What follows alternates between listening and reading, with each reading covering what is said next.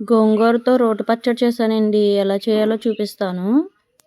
2 కట్టలు గోంగూర, ఉల్లిపాయలు, టమాటాలు, ఎండుమిరగాయలు, పచ్చిమిర్చి, కరివేపాకు, మెంతులు. స్టవ్ వెలిగించుకుని గిన్నె పెట్టుకుని 1 స్పూన్ ఆయిల్ పోసుకుని ఎండుమిరపకాయలు వేపుకుందాం. ఎండుమిరగాయలు సగం వేగాక మెంతులు వేసుకుని వేపుకుందాము. ఎండుమిరగాయలు వేపుకొని సపరేట్గా ఒక పక్క పెట్టుకుందాం. ఇప్పుడు టమాటాలు, పచ్చిమిర్చి వేపుకుందాం. అందులో కొంచెం కరివేపాకు కూడా వేసుకుని వేపుకుందాం. వేగిపోయినాయండి, పక్క తీసుకుందాం. ఇప్పుడు టమాటాలు కూడా వేగిపోయి పక్క తీసుకుందాము. ఇప్పుడు అదే నూనెలో 2 కట్టలు గోంగూర వేసి వేపుకుందాము.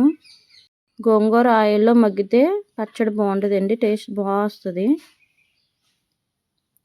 వేగిపోయిందండి, తీసుకుందాం పక్కకి. ఇప్పుడు అన్నీ సపరేట్గా పెట్టుకున్నాం కదా, అవన్నీ రోట్లో వేసుకుని దంచుకోవాలి విడివిడిగా. ఇప్పుడు ఎండుమిరగాయలు వేసుకుని దంచుకుంటున్నాను. ఇప్పుడు కరివేపాకు, పచ్చిమిర్చి, టమాటాలు వేసి దంచుకుందాం. ఇప్పుడు ఎల్లుల్లిపాయలు వేసుకుంటున్నానండి, 5 రెమ్మలు. 1 స్పూన్ కల్లుప్పు వేసుకుంటున్నాను.